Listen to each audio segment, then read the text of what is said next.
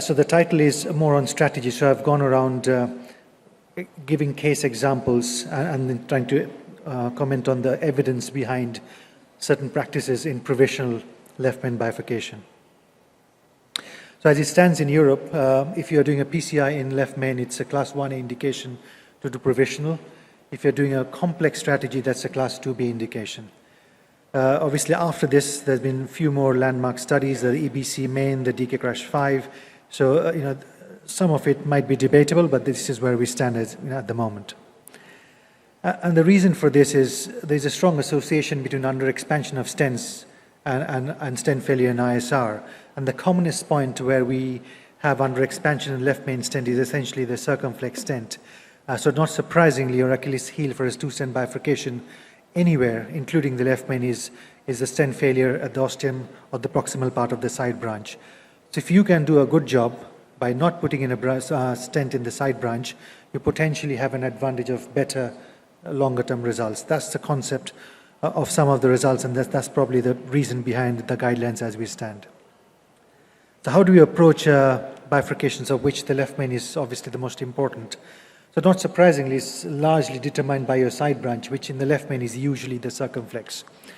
So if you have a true bifurcation, which involves not only the ostium, but arbitrarily 10 millimeters or more of the side branch, you might have to start off thinking about the two-stent strategy. But however, if it's not a true bifurcation and the disease is limited to the ostium, we usually have a very good result in most occasions with a provisional approach. And there are other factors like the bifurcation angle, which is one of the topics later on today. And depending on that, we start off with the strategy. Before we implant the stent, we reassess the side branch and decide whether we can stick to the original plan or we need a plan B. So a few examples. So this lady presented with the high-risk anterior STEMI, had a PCI to the proximal LAD, and came back for a staged as an inpatient for the distal left main lesion. So angiographically, it's a 1-1-1 lesion. But when you image the circumflex ostium, what you find is your reference vessel diameter is 12, but your luminal diameter is 9.5. So that's pretty satisfying. And if you just go down a couple of more millimeters in the same artery, you find the reference vessel diameter is now 18.8. So going from 12.3 to 18.8. And this is not uncommon, especially in the circumflex, because the ostium is not circular, it's often like an ellipse. And as the vessel straightens out, it becomes a much larger vessel.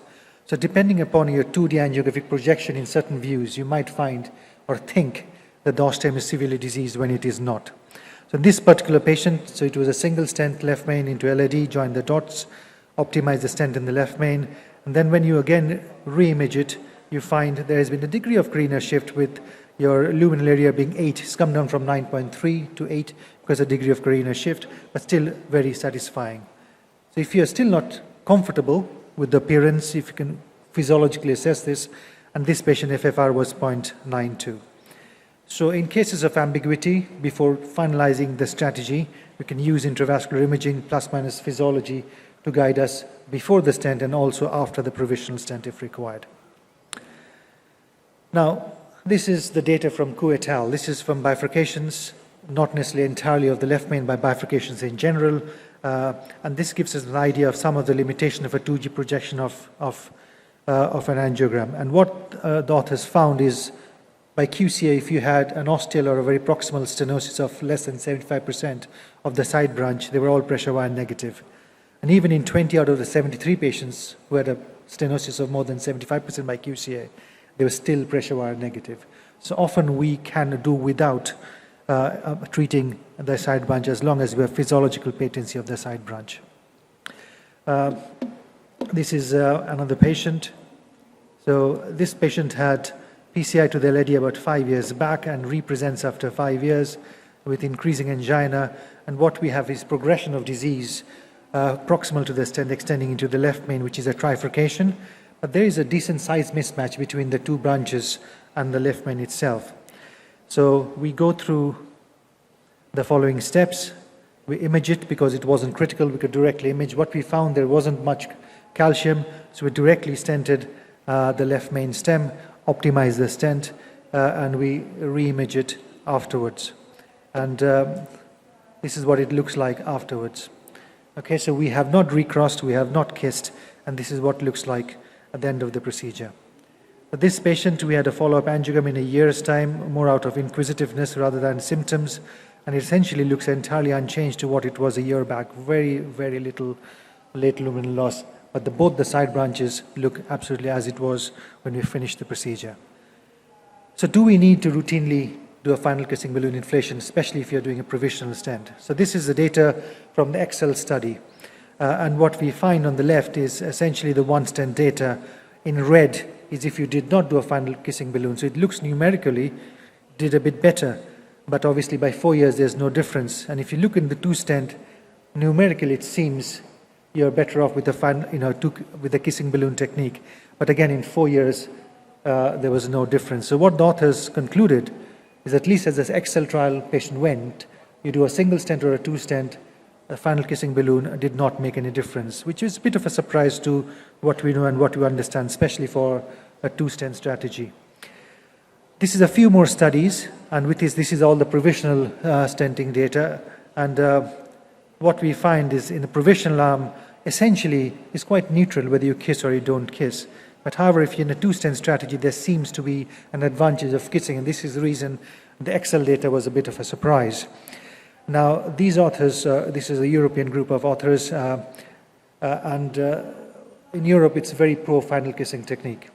So in general, they suggested that we should kiss in every patient, irrespective of the single stent or two stent, and this is based on the concept that you don't have a penalty with the final kissing balloon inflation. On the contrary, there are advantages in certain subsets. So to get that advantage, they suggest kissing in every patient.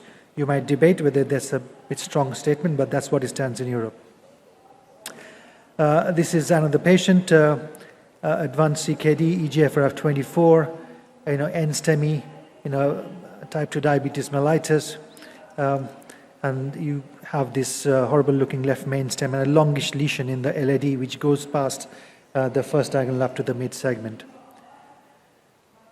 So what we did, we pre-dilated with a 2 millimeter balloon. It went up nicely. Then a 2.75 NC that went up nicely. So we knew we were going to stick to a balloon strategy here, and this is what the imaging looks like afterwards.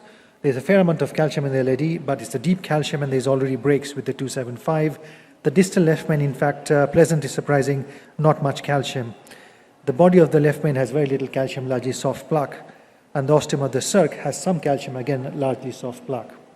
So what it told us is less calcium than we suspected. So what we did, we used a scoring balloon, and this is an angiogram after the scoring balloon. And even in patients with CKD, I usually take this shot, and the reason is it tells me how the side branch behaves. And in this patient, it looked better than it was before we started the procedure, which allowed us to very confidently stick to a provisional strategy.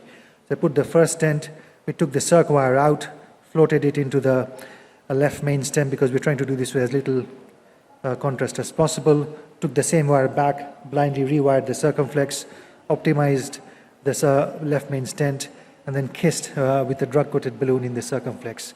Is there evidence for drug-coated balloon in left main bifurcations? To my knowledge, not.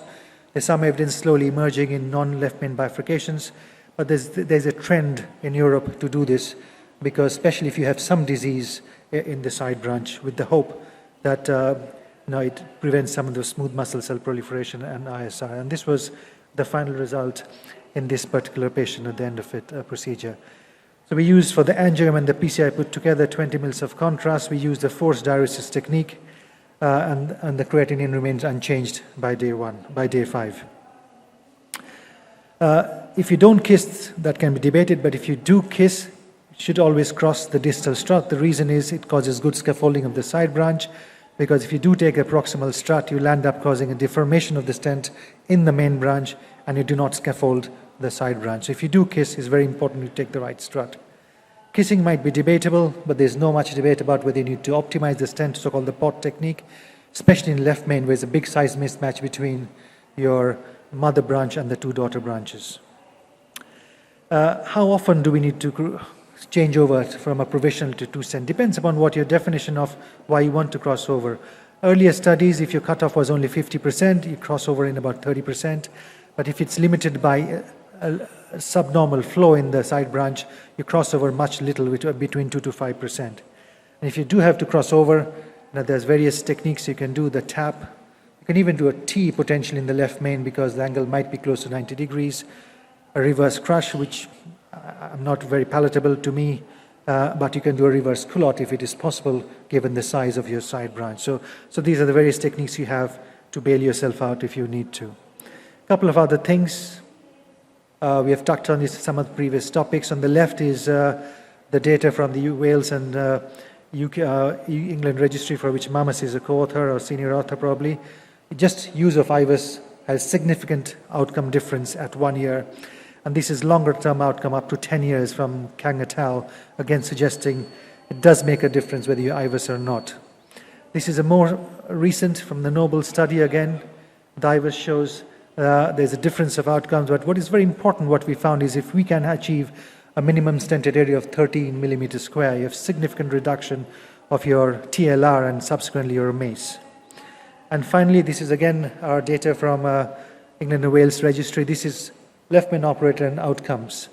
And if you have so-called higher volume, which is 16, which is not a big volume in my eyes, but if you are, you tend to have much better hard endpoints in terms of in-MACE, in-hospital mortality, 12-month mortality, as well as periprocedural MI and procedural complications. To summarize, there's mountain evidence that PCI and left main stem is quite a robust treatment. Imaging and physiology can help us tell us whether we need to have the PCI and guide our strategy in a dynamic fashion during the procedure. If you can, as it stands, as far as the guidelines of Europe goes, provisional is the preferred strategy if you can maintain physiologic patents in the side branch. IVUS should be mandated, or OCT, whatever you like more. Given the suggestion of volume-dependent outcomes, there might be a consideration of budding up so that people have more expertise and experience and improve the overall outcomes. Though the talk is on provisional, I must say that as an operator, you need to have expertise in two-stent techniques, so that you have the ability to bail yourself out and give a good result to a patient. Thank you.